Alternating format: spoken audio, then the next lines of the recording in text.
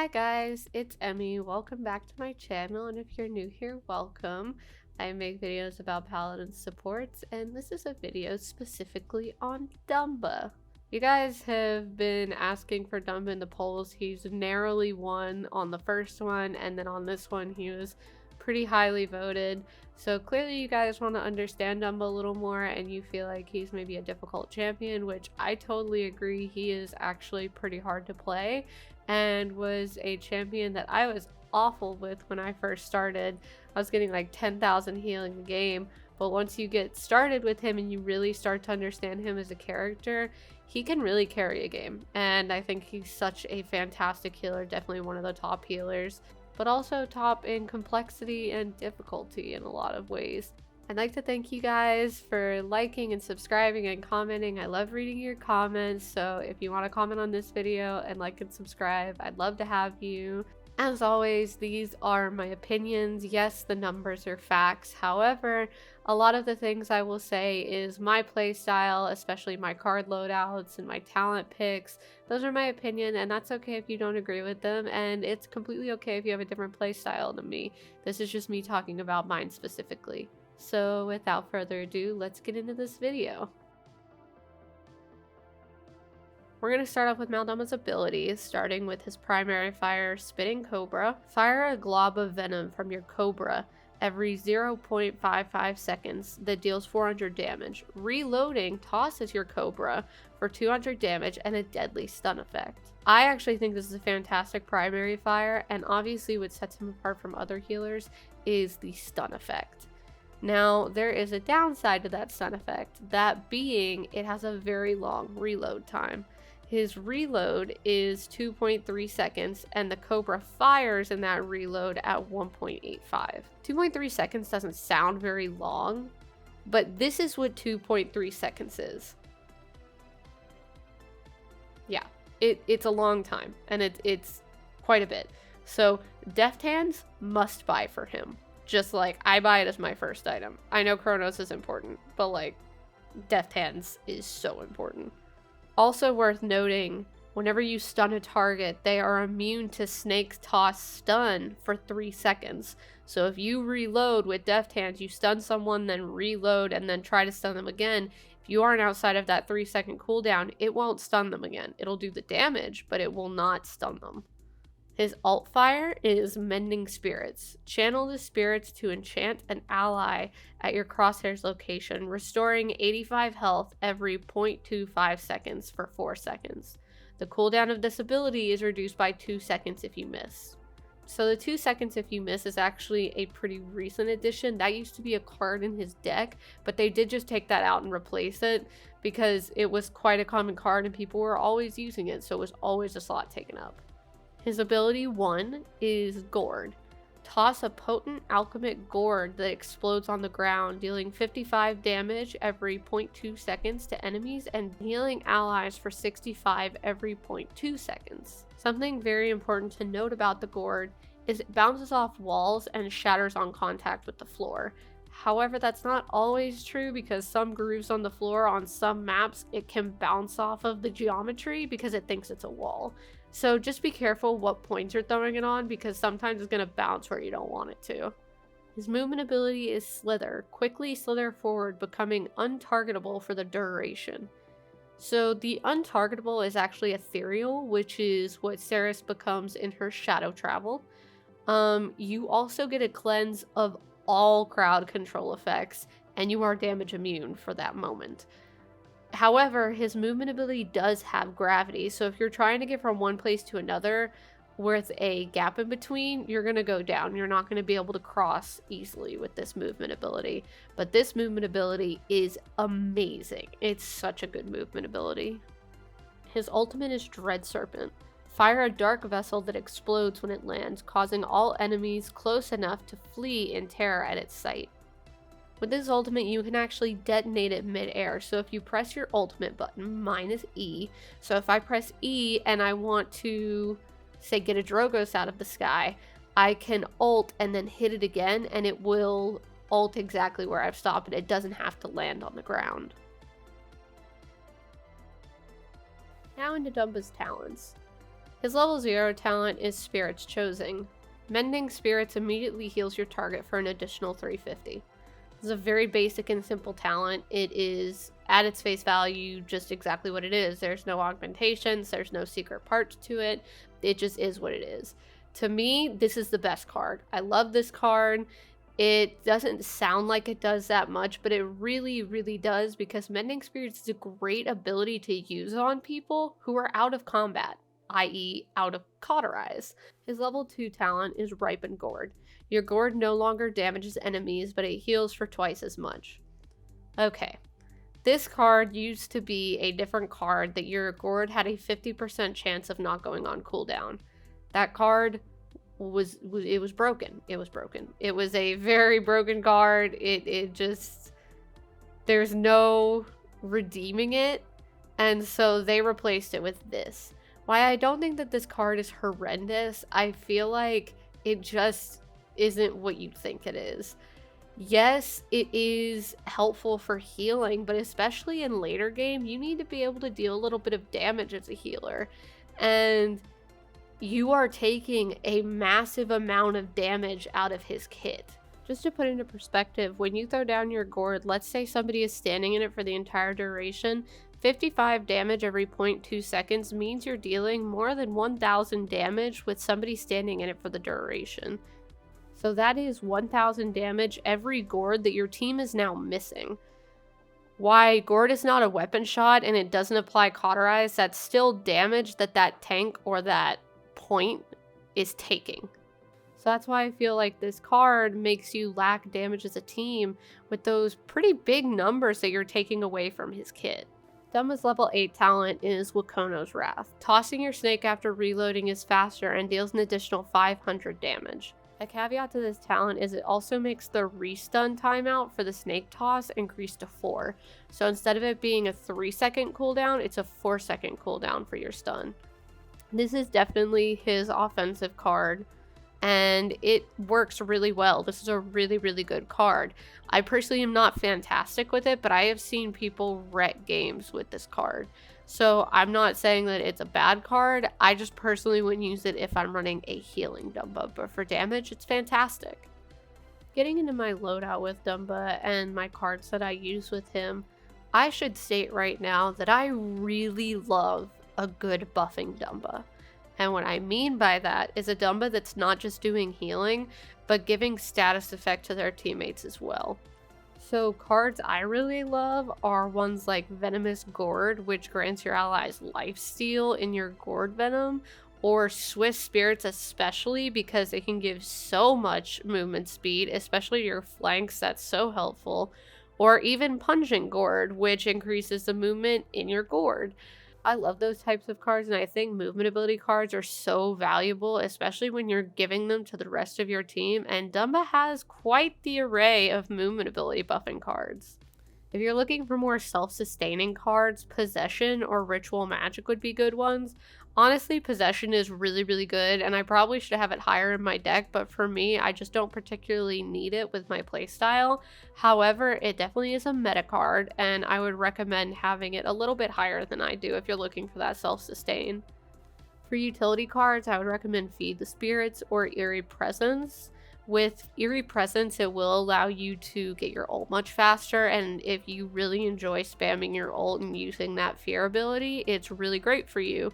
And you should be getting quite a lot of eliminations with Damba, so Feed the Spirits is just a great card in general. Cards I really don't like and I feel just don't serve a great purpose are ones like Lighter Gourd. As you can see in this clip here, it is a small difference and I just don't feel like it's worth putting into your kit with the small difference it's making for you. Snake Pit is another one. I just am really not a fan of cards like these. It's not as bad as Ying or Willow's card where it's only out of combat, so it does increase your movement speed, but just buy Nimble if you want faster movement speed. There's other cards that could take up that place and it's just not valuable enough to put in it. Maybe good for an offensive build, maybe, but even then I feel like there's other cards that would be more beneficial for you. Sustenance is the last one. I have yet to figure out if this is his healing or other people's healing, because from what I can understand and how I've seen it used, it's other supports healing, and I know double support is a meta, but you can't really rely that you're going to get healing. I just feel like for a support to have this card is a little odd, so I don't really use it, and I've never really seen people using it. So if you enjoy these cards, let me know, but these are just ones that I don't particularly use very much. The biggest struggle I see with new Dambas is definitely the prioritization of which healing should go to who. So your Mending Spirits should be primarily used for flanks and damages and to supplement healing on point if needed. Your Gourd should primarily be used on point or on you in your backline. It really just depends who needs it at that moment. Your Gourd can be really helpful in your backline for you and your teammates, especially if you have a sniper or a backline damage like Octavia or Leon. That can be really helpful for you guys in the back if your tank doesn't need it at that moment. However, it's also really beneficial to keep it on point and not in the backline because A, your tank needs it, and B, it's damaging people on point. So even if your tank didn't need that healing, you're also damaging the enemy team quite a bit, and it's going to make them back off of point a little more. Mending Spirits is a lot more powerful than people originally think. I know when I started with him, I was like, God, this sucks. It only does like 200 healing.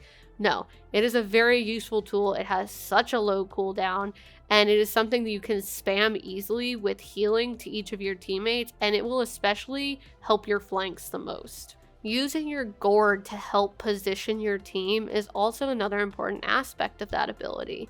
So if you're trying to get your team to push forward, you're going to want to put your Gourd just a little bit further than where they're currently standing, because that's going to help them pad that push with a rush of healing at the start. They can play in your Gourd Venom instead of having to run forward and dodge a little more. Instead, they can play in that circle that you've made for them that's going to give them that padding and confidence to be able to push forward on that enemy team. If you have a backline tank who is sitting in your backline for no reason and they're their only tank on the team and you're losing points because they're not capping, stop putting healing on them in the backline. They're going to keep dying anyway and you're not capturing any points. Start putting that Venom on point. Push it forward. So if they want healing, they're going to have to push for it.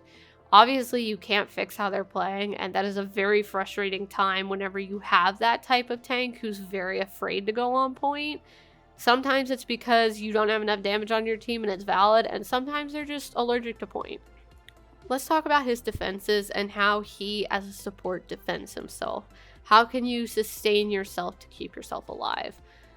He actually has a really great sustainability kit. I mentioned some self-sustain cards he has, but also his stun is a massive part of his kit and how he keeps himself alive. Very few healers have that ability to just completely take their competitor out of the game for a few seconds. So that is such a must to use often, and I know it can be hard to learn to aim, but it is incredibly rewarding when you do. My advice would be never let your gun be full. Or your snake, I guess. Never let your snake be full. Never reload your weapon unless you're using it, or if you're just throwing it out on point. Always utilize that stun, don't just let it go. I'm guilty of doing that a lot, and it's not always beneficial. So yeah, always keep at least one bullet out so that you can reload it at a moment's notice. And like I said, deft hands is so important. I go between buying Chronos first and deft hands first. It really depends on the opposing team and their comp, but I would highly recommend deft hands, especially if you're against a Mave or a Seven or an Andro or someone who's really going to be a pain in the ass. Using your Gourd to damage others around you when you're being flanked is just as beneficial as using it to heal yourself. It is so helpful in both of those regards, and you're doing it at the same time. Sure, your tank on point might go down, but if you go down, your tank is going to go down anyway, most likely.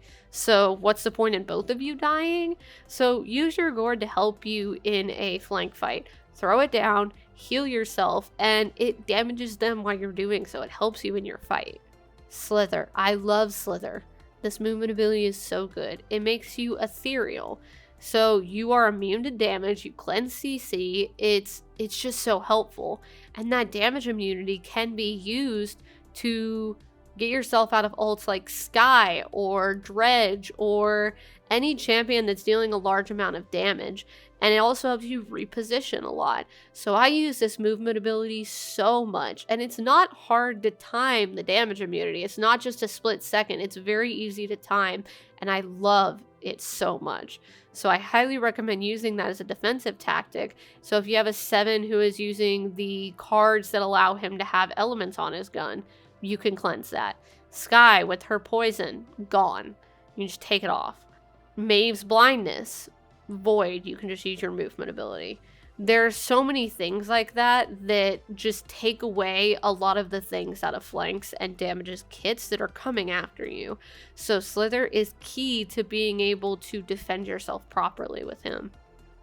Sometimes whenever I have my ultimate, it's not always beneficial to use it on point, but rather to ult at your feet. If you're being flanked and you look at your health bar and you just don't have the time to turn back around, it happens.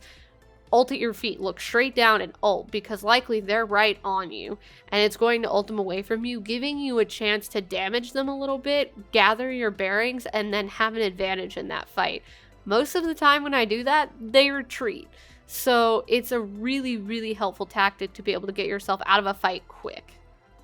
Here is the thing about reloading, and this is very important.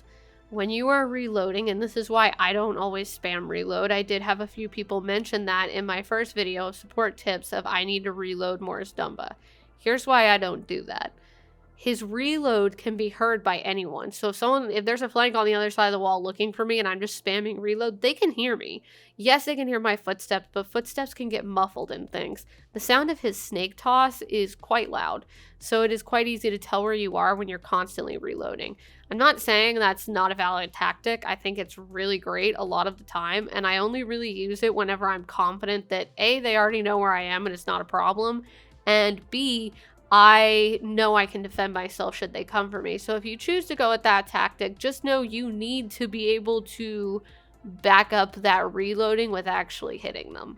Aiming that snake can be a little difficult, but that really is going to be the key to playing him.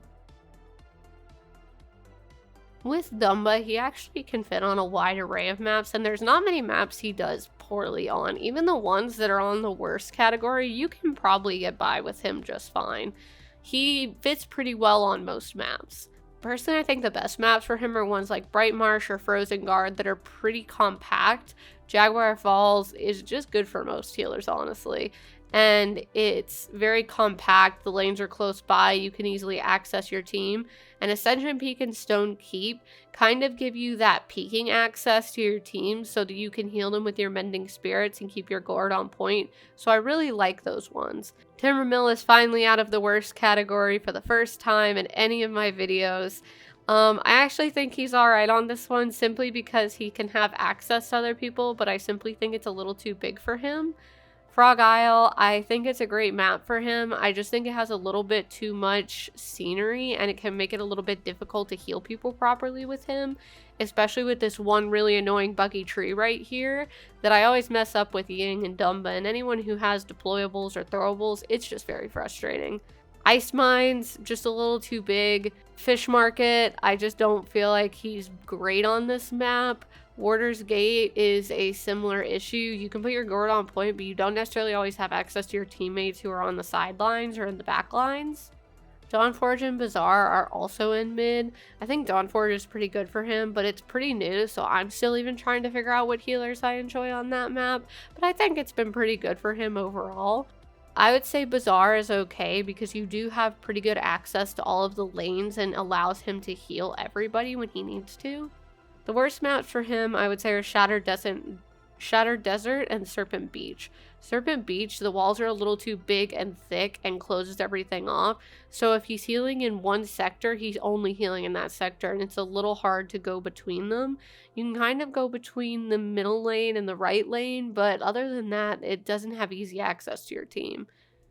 And Shattered Desert, I just feel like there's way too many obstacles for him, and it's kind of hard to place correctly, and also his gourd bounces terribly on this point. It never really seems to land right.